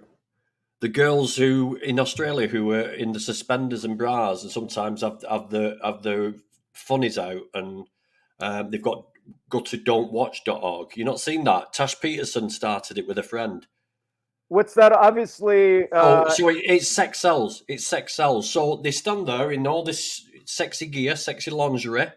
It doesn't leave much to the imagination. It's great to look at as a straight man. It's like, whoa, yeah. And then they've got don'twatch.org underneath. So, of course, you think, oh, there's more of this there. So you click on don'twatch.org, and where do you go? Dominion. got him. I straight mean, straight I think onto Dominion. Do you see what I I mean? So it's I think like, I might agree with Laura. That's my favorite type of activism. hmm. If that works, I'm 100% in. I mean, again, if they said it says it's Sergeant Vegan, that's going to turn countless people. We need you to stand in lingerie holding a Boomer sign. pal. Yeah. Yes, I would do that shit. So I mean, I think you think very similar to me. Yeah, I think you've got very similar thoughts to I have. I mean, and some people have asked me this, and I'm going to say for the record, the answer is yes. Some people have said, "Hey, Sergeant Vegan, for $1,000,000, would you eat a hamburger?" For sure, I could save so many animals' lives by doing that. It's a means to the end kind of thing. Now, would I be sick? I mean, I would think it probably hurt my stomach. Uh, but I that kind of thing, in saying that my ego is more important than the movement, it's not. And I'm going to add another thing to that. So all of the talking heads, whether it's you or me or Joey Carbstrong or any of these like vegan celebrities, we are not more important than the movement. I think when we sometimes people will do that, they'll put, celebrities, vegan celebrities or real celebrities on some kind of pedestal and think that the person themselves is more important than the positive things that we're saying. I think that becomes a problem too when, especially when people are following them and hanging on their every word. And then because people generally suck and do sucky things, and eventually one of these like so-called celebrities who was embracing veganism for 3 weeks decides not to do it anymore, then they're all heartbroken. Man, I think people should be their own vegan celebrities, be their own Yeah, vegan you heroes. see, this is the thing, though, isn't it? With that, and I'm so with you on that. It's like, yeah, you do this hero worship. We've got Mr. Smith, and he's the biggest vegan activist in the world. He gets millions of people to go vegan, and then all of a sudden he gets done for child porn. Oh, all vegans are pedophiles now. That's it. Boom. You've ruined the whole That's a movement in problem. one Yeah. swoop. Yeah, I agree with you on that one. You would be betraying your ethics if you ate a flesh burger for financial gain. What have you got to say to that? Exactly. But hey, make this happen, Bernie. $1 million. I'll give it all directly to probably PETA, Mercy for Animals, Switch for Good. I'll give 300,000 a piece. I'll go through that sickness. I mean, if I thought that I could save X amount of animals and that it would legitimately do it, I mean, someone could. I'll have Mike Tyson punch me in the face. You could link this to Mike Tyson. If I'm giving $1 million to save, I don't know how many animals. I would think 2, 3, 4, maybe thousands of tons of animals. Then me getting punched in the face is worth it. As it is now, yes, I am like I 8,000 fake friends or whatever on Instagram. It's a drop in the bucket. And after I'm gone, the only thing that would be important is the lives I've been able to help save. Maybe the people that ate a little Bernie's better. saying that would be counterproductive in the long run. Maybe not. I get it, but I still couldn't got it. Hey, I mean, I'm just I don't think anyone's going to ever take me up on this offer, and it's bare minimum $1 million. I mean, I would prefer $10 million because again, all the lives I could save, all the good I could do for it. Obviously, it would be yuck. But yeah, I'll consider my ethics less important than animal liberation. Carnists posing that question are just doing it to poke holes. Yeah, tell the Carnists, bring the money. Let's make it happen. You see, the thing is about this. Now, I'm not gonna put you on the spot about it, but I'm just interested in it. Now, eating meat is a normality of where we both live, UK, US. It's a normal thing. Animals get killed to make food. It won't be such a big deal. But on the ethical side of it, Bill, if someone give you £1 million to kill a child, a 6-month-old child who's the same age as a 6-month-old pig who gets killed to make your burger or whatever, you wouldn't do it, would you? I wouldn't think so. No. No. So this is what I mean about this thing. But if it was a normality for us to kill 6-month-old human children and someone offered you £1 million to eat a burger made from a ground-up kid, so it's sort of like, you have a point. Yeah, there I get where you're coming from. But until somebody actually has that, I would prefer it to be $10 million because I could save that many animals. But until someone actually has the money in front of me, it's just an argument like that. What happens if you were on a desert island? Desert island with a pig, exactly. It's basically just another thing like that. And if you're on an island, who wouldn't say that? I've been on food islands before where there was nothing to eat. I still lived for quite a long time on peanut butter and jelly sandwiches, on lettuce sandwiches. I mean, there's literally welcome to Cuba. Yeah, I don't think any scenario is going to come up where I couldn't survive and usually thrive on limited stuff. It's unnecessary. Yeah. So let's just have you couldn't pay me enough. Oh, you've kicked it off now. Good style here. So let's have a little recap, mate. You've got 3 books out there. You've got one for the kids, you've got one for the boyfriends, and you've got one for the non-fiction people who like. Or is it fiction? Is it red meat? Oh, Dead Meat is, I would hope, very fiction. The unfortunate thing is the more people read it, the more they tell me that it's very timely, which because in the book, it's somebody fighting against an oppressive Handmaid's Tale style kind of like dictatorship that's awful and scary. But unfortunately, in my country, and it seems other countries as well, there's this idea toward moving toward a strongman type that tells you what to do, and hurts people who are less strong, and it's kind of an awful scenario. Danny, at least you had a sick plug. Oh, don't worry. She sent me a sync plug in the post before I was going to Cuba, right? And my wife said to me, she went, "Why she sent you that?" And we got to Cuba. We went to Havana. We got in the hotel in Havana. My wife said, "Oh, I'm going to have a nice bath." I said, "You'll struggle. There's no plug in the bath." And she went, "Oh, shit." And I went, "But I brought the one that Laura sent me." And she had to use it. And it was like, yes, yes, you've been sussed out. But now we've thrown the plug away for our sink at home, Laura. So, yeah, we're going to need another one. Question: did they still have the old cars in Cuba? Oh, yeah. And what did I Oh, do? I jumped in one. I drove all the way. I gave him double what he asked me for. He was so happy. I got out. I slammed the door, and just as I was slamming the door, he went no, and all the guards around the hotel went no, don't slam the doors because the parts are so hard to get, and these cars are just being held together by like oh. zero. They've got to go to Mexico to get parts if they're lucky. That's what they've got to do to get the parts. Yeah, I absolutely love the idea, and I would love to visit Cuba, and I would love the old cars. That's even though I'm American, I don't agree with the embargo on Cuba. I think those people should be able to get whatever they need over there, to include new cars, and that whole thing is very unfortunate. I'm trying to find something.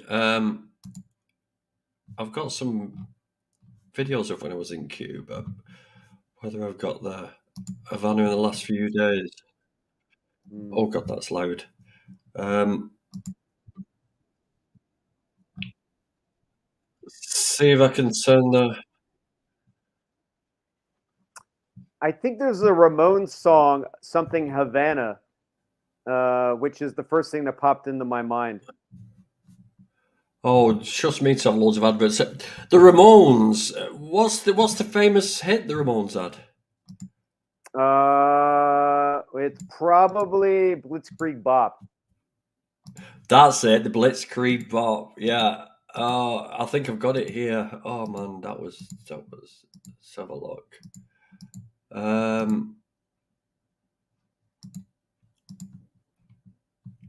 There we go. Right. Okay. I've got it, Bill. I've got it. I've got it. I got it. I got it. Sorry. Share screen. There's probably more on this as well. This is one of my. This is the Havana the last few days. But Oh, it's so cool. look at them. There's a few more behind as well. There's an old ladder there as well. It looks like these other cars are very recent, though. Those are now how they've done that. I do not know, but there's another one. They've got these like little leg ones as well. Oh, the tuk tuks. Yeah, the top tucks, and there's me showing off my manly chest, so we'll get rid of that now. But if you want to take a look at that, yeah, it's on my channel, Havana the last few days, and yeah, it's the cars are very temperamental. They look great on the I believe it. outside, but when you get on the inside, you can see that they're sort of like a clock from this, a bit from that, a handle from this. Yeah, it's a crazy, crazy, crazy place to look. But they've had it hard. COVID has hit them hard. They've had 3 years of no foreign money coming in, so their money is worthless outside of Cuba. So they can't buy anything. So what this has done is put them in extreme poverty. So now what's happening is they're struggling really to get all the parts that they need and food and any imports now they're struggling. So yeah, it's not a great place to visit at the moment. I would My say I would say that America should change its approach to Cuba, and those people shouldn't be held ransom at because of the way their government is. I mean, yeah, yeah. that sucks. I mean, I don't think any one country is the best. I think, with what's going on with Russia now, I think obviously that country might be doing worse things than most, but I don't think that the people that live there are responsible. That's, obviously Putin. Just like when I think America's made up a bunch of different people. Sometimes we accidentally stumble into doing the right thing. Often we do the wrong thing too. And I think that policy toward the Cuban people is unfair and Oh, probably needs to be rethought. I think people are starting to wake up in your part of town now because the internet is really dropping out with you at the moment, Bill. But Oh, we'll struggle. Yeah, China's very similar. China is like it's not a great place to be, but we all and do you know something? I'll give you something about the World Cup at the moment that's being held in Qatar. mm. And there's all this controversy because they've got anti-homophobic they've got homophobic laws there, and people are kicking off and people are going mad about it. But the 1966, not the 1966, the last time, I think, was it 1966 when England hosted the World Cup? The last time England hosted the World Cup, homosexuality was actually legal in this country as well. So it's like, there's a bit of hypocrisy going on. These people are calling out, Qatar and all that stuff. But really, we shouldn't have gone. We shouldn't have gone, in my opinion. I Hmm. mean, what are you going to do if you're a fan out there? I don't think we should have gone. I don't think the team should have gone. I don't think the fans should have gone. But And what's, we shouldn't have gone as more of it. Are you saying for because as the human rights violation part of it? yeah, yeah, Probably. I mean, I don't have every piece to the puzzle. The unfortunate thing. So my country, as of today, just passed a defense of marriage. It's not exactly called that, but it's something similar to you can marry who you want, and I know this is ridiculous that we need to codify this in the law, but it put into law uh, that same-sex marriage and interracial marriage was okay. Which most of us have been on this page for a long time. What's very important to remember is not just that did it pass, and it passed bipartisan, meaning both Democrats and Republicans voted for it, but that like 130 Republicans voted against it, meaning they would either be voting against the right for two people of different races. I mean, which makes no sense. We're all the same race, the human race, and everything else is just a social construct. well, But that they were also voting against, same-sex marriage. So there's still a lot of ignorant, I can say, ignorant motherfuckers in this world. I mean, the only positive I would say about going to Qatar and having them is that now it's very much, in the public, out in the open, and that we're able when it's something as easy, if we had not gone there, maybe it would be easier for them to keep quiet all the things that they're doing, and these are yeah, there questions is like that point of view. Again, see, this is what I said at the beginning, Bill. Sometimes you've got to look at it. You do a knee jerk reaction, say, yeah, that's wrong, we shouldn't go. But then if you think about it more, then yeah, you could be right. It could be bring more of a spotlight onto what they're actually doing rather than if we hadn't have gone. Definitely. And I Um, think that's very similar to veganism. I mean, like we were talking earlier, many different aspects, many different questions. People are going to always have their own answer. And, I'm hoping that what we are doing now is not just for us, this conversation, is to help inspire the next generation or other people. And hell, maybe somebody that's listening to this, or we influence somebody else who then influences whoever becomes whatever the grand spreader of vegan knowledge, something like that. Maybe that'll happen. I mean, and if not, we're still going to be doing this anyway. Whether it's just one person or a bazillion people, get that information. I think the future of veganism is great. I think that the future of veganism is growing exponentially. I think it's just growing massively. I think it's spreading um, bigger than COVID ever spread. It's just a really good. It's happening. It's happening. I'm literally now. I haven't got enough money to spend in supermarkets. I've got that much choice. I'm like, oh my god, there's this. Oh my god, there's these sausages. Oh my god, there's black pudding. Oh my god, I've just had a full breakfast 2 days running. I'm going to be about 25 stone next time you see me, Bill. I tell you, because there's so much choice. It's unreal. So yeah, we're moving forward at a rapid pace, and I think it's picking up. And I think veganism is growing bigger than any of us could ever imagine right now. And I think it's all a matter of keeping up the momentum I couldn't agree more. When I went vegan, I just thought I would never have like a regular pizza anymore. I thought because back in the day when you wanted a vegan pizza, they would basically give you extra sauce because there's no cheese, no vegan cheese, and you'd Yeah. basically be a sloppy dough mess.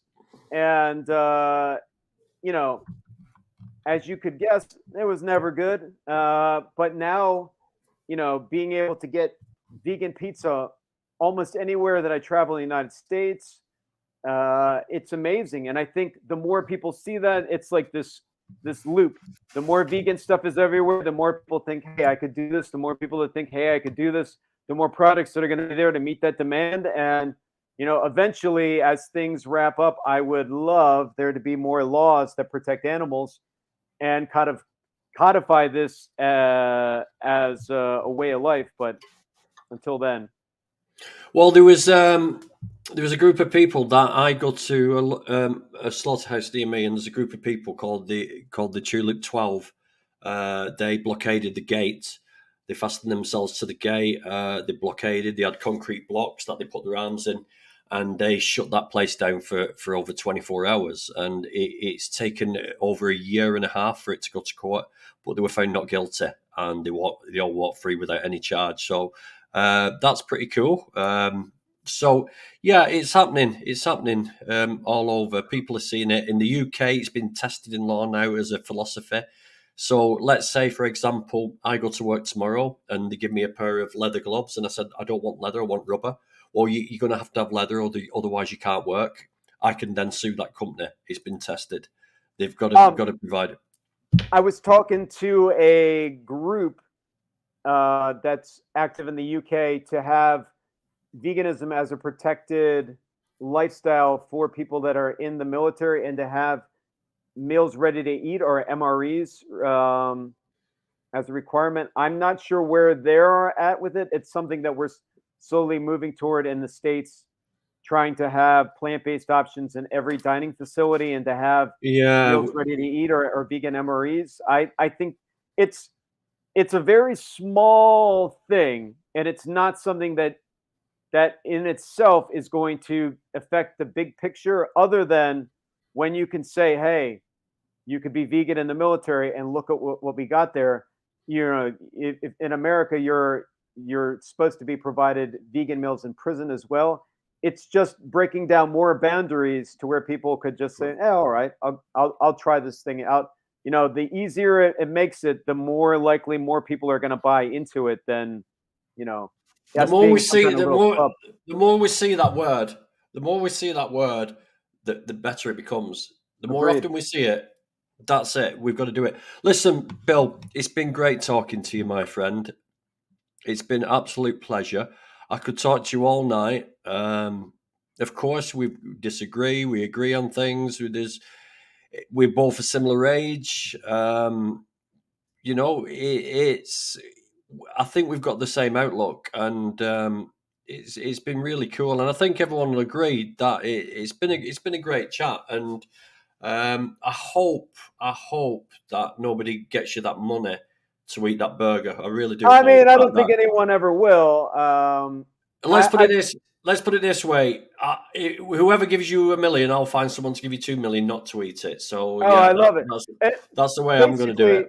Basically, so there's a group called $1 Million Vegan. It's similar to their idea. $1 Million Vegan. Their idea is to offer famous people millions of dollars to their charity of their choice to do something. One year they asked the Pope to go vegan for $1 million to whatever charity, or Donald Trump. It's a similar idea. It's a nonsense idea that pretty much no one will ever take me up on, or any of these groups, just for basically to cause people to argue back and forth about it. And Uh, this is what it's all about. It's all about causing controversy, cooking up a storm, and getting people talking. What I do on TikTok, that's the devil where you sell your soul to the devil, mate. Believe me, I just put stuff on there. Yeah, your dog can be vegan, and then I just sit back and watch it. It's like fireworks. It's great. Get my like, popcorn, if and I it's seriously thought that if I got into better booty shaking videos and did that with a sign that said "Go Vegan," if I really thought that that was going to be the way to cause veganism and not just talking about it, and someone wanted to see a middle-aged dude doing some booty shaking, holding a vegan sign, if that was going to save more animals, I would do it. I mean, no one's going to see me doing that shit because I think it'd be stupid. But if that was the combination I needed to do, I mean, I would do it. I do have a YouTube channel at Vegan Road Trip, but since 2016, I've been mostly on Instagram and Facebook, and it's the same videos. So if you want to see Sergeant Vegan active from 2008 to 2000, mostly 16, making the same basically vegan videos from a military or punk rock perspective, it's all on Vegan Road Trip. But recently, I've been more concentrating on Vegan road tripping. Vegan Road Trip. Oh, there's millions, mate. There's millions of. Yeah, I have the actual Vegan Road Trip, and because the reason being, in 2008, when YouTube started, there weren't many vegans, so you could have chosen whatever name you wanted. But yeah, I haven't really had much traffic on there because I haven't really posted. I mean, I guess I could go back to whatever video I do on Instagram, putting there. It's just, probably like you've done. I only have so much time in the day. I got to work a full work week, and then I'm active with my band, and then, then there's, time with the girlfriend, and then there's like, obviously I'm going to the gym 4 or 5 times a week, and at the end of it, like, I got to sit down and play some video games. Yeah. Yeah, and Laura, you're right. We are talking to. That's all you can do. No, that's a standard reply to things like that, Laura. This is for you, Laura, especially for you. Both of them. Both of them. I see the OG Vegan Road Trip with no numbers at the end. It's just Vegan Road Trip. It's hard to find, mate. You'll have to have a look. Oh, all one word. Let me see. Right, before we go, just to please these bloody people who want all the work done for them. Yeah, Vegan Road Trip still exists. I just haven't posted on it lately, other than, a repost of a video that I'm already putting on IG or Facebook. And Facebook's mostly a feeder. I put first on Instagram, then it automatically reposts into Facebook. Then I'll have to pull that video over and drop it on TikTok. No, you've been pushed right down. You need to take a look at this because you've been pushed right down, because I can't see you anywhere. It's like, oh my God, it just goes on and on and on. Oh yeah, Maisie found it. It's a black and white flag. That's me. The black and white vegan flag. Can you put it in the chat, Maisie? The black and white flag. I can't find it anywhere. I really can't. Right, well, listen. I'm going to have to drop off because people are going to start walking into the house now. Sure. Yeah, so if anyone wants to find me, I'm easily findable on the internet, sergeantvegan.com. That's sgtvegan.com. Instagram, Facebook, the same. YouTube, it's Vegan Road Trip, all one word. I'm not super active on that, so you could find me or not. TikTok, it's also SGT Vegan. It's the same videos. It's, you can watch it on any platform you want, and it's all going to have basically the same, we're cut to the chase and say, go vegan, stay vegan strong. That's pretty much all it's about. For booty shaking, is that why you're mentioning it? Listen, people, I hope you've enjoyed this chat. We'll do it again soon. We'll find a reason to get together, mate. Maybe if you want to do one of these anywhere on TikTok or on Facebook, whatever. Let's do it. Also, if anyone's listening that knows the vegan camp out or any of the veg fests in UK, invite me. I will do it. And if you need anybody in Miami or California just to come over and try out all the vegan food, then just fly me over. I'll be happy to suffer and do that for you anytime. You know what I mean? But listen, thank you so much. Thank you for everybody for joining. Thank you for your interaction. And don't forget, save the animals, save the planet, save yourself. Go vegan, people.